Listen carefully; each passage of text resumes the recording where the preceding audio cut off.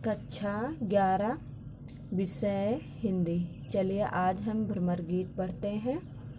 ऊधव मोहि ब्रज बिसरत नाही, हंस सुता की सुंदर कगरी, अर कुंजन की छाई, वे सुरभ वे वच्छ दोहिनी, खारिक दुहामन जाई।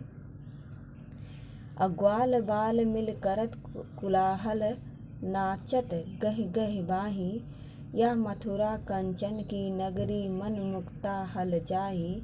जवह सूरत आवत वह सुक्की, जेह उमगत तन नाही, अनगन भांत करी बहुलीला, जसोदा नंद निभाई। सूरदास प्रभु रहे मौन है, यह कह के पछताई।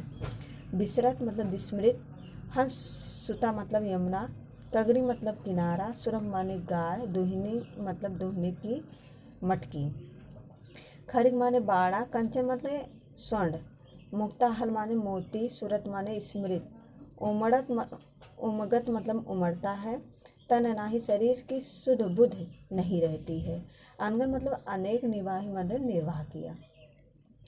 इस पद्यांश में गोपियों को ज्ञान एवं योग का संदेश देने गए उद्धव जब मथुरा पहुंचकर गोपियों का संदेश श्री कृष्ण को देते हैं तो उन्हें ब्रज के बारे में बताते हैं, तो उनकी बातें सुनकर श्री कृष्ण को भी ब्रज की याद सताने लगती है। श्री कृष्ण कहते हैं कि हे उद्धव मोहि ब्रज बिसरत नाही, हे उद्धव मुझसे भी ब्रज की यादें नहीं भूली जा रही हैं। हंस सुता की सुंदर कगरी, और कुंजन की छाई कहती है कि जो है मैं अनेक उपायों से ब्रज को भूलने का प्रयत्न करता हूँ, किंतु ब्रज को भूल नहीं पाता हूँ। यमुना का सुंदर किनारा, कुंजों की अलौकिक छाव, और कह रहे वह सुरभ वे वच्छ दोहिनी, खारिक दुहावन जाही। कहते हैं कि जो है और गाय, उनके बच्चे, दूध दोहने की मटकी और गौशाला में गायों को दोहने के लिए जाना मुझसे भुलाया नहीं जा रहा है। ग्वाल बाल मिल करत कुलाहल, नाचत गह गह बाही, यह मथुरा कंचन की नगरी, मन मुक्ता हल जाही। कहते हैं कि मुझसे ये सब भूला नहीं जा रहा। बचपन में हम सब ग्वाल बाल मिलकर कोलाहल करते थे और बाहों में बाहें डालकर नृत्य करते हुए तरह तरह से मनोरंजन करते थे। मथुरा स्वर्णिम नगरी है, यह मड़ियों एवं मोतियों की यहाँ जो है मड़ियों एवं मोतियों की कोई भी कमी नहीं है, किंतु ब्रज के सुखों की याद जो है आने पर हृदय उमड़ने लगता है, मन व्याकुल होने लगता है, मुझे अपने शरीर की सुध बुध भी नहीं रहती है। कहते हैं अनगत भांत कहो बहुलीला, जसोदा नंद निभाई, सूरदास प्रभु रहे मौन है, यह कह के पछताई। कहते हैं माता यशोदा जो है वह माता यशोदा एवं नंद जी ने सभी शरारतों को हंसते हुए सहन कर लिया है मेरी। और सूरदास जी कहते हैं कि इतना कहकर श्री कृष्ण चुप हो गए और ब्रज को छोड़कर आने के लिए बार बार पश्चाताप करने लगते हैं।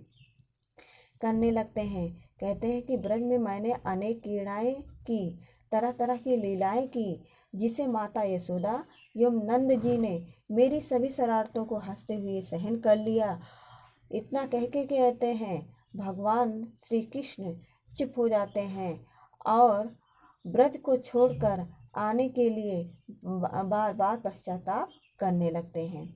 काव्य सौंदर्य है, रस वियोग एवं विप्लव श्रृंगार है, भाषा है साहित्यिक ब्रज भाषा, शैली है मुक्तक काव्य, और छंद है गेपद, अलंकार है विरोधाभास एवं अनुप्रास है, गुण माधुर है, शब्द शक्ति, अवधा एवं व्यंजना है।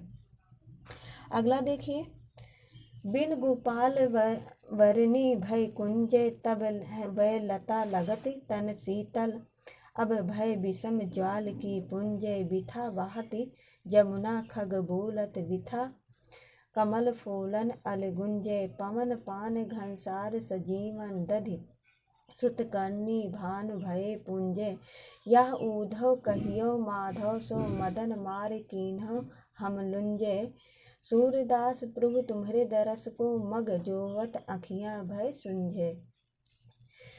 यहाँ पर कहते हैं कुंजे मतलब गलियाँ, विषम माने भयंकर, ज्वाल माने अग्नि, पुंजे माने समूह, विथा माने कहते हैं व्यर्थ करें, गुंजे मतलब गुजार करती हैं, पान मतलब पानी, घनसार माने कपूर, दधि माने धूप, सुत मतलब चंद्रमा, अभुजे माने भूलती है, मदन माने कामदेव, और लुंजे माने लुंज पुंज, और मग जोवत माने बाट देखते हुए, और जो है झुंझे मतलब छीण।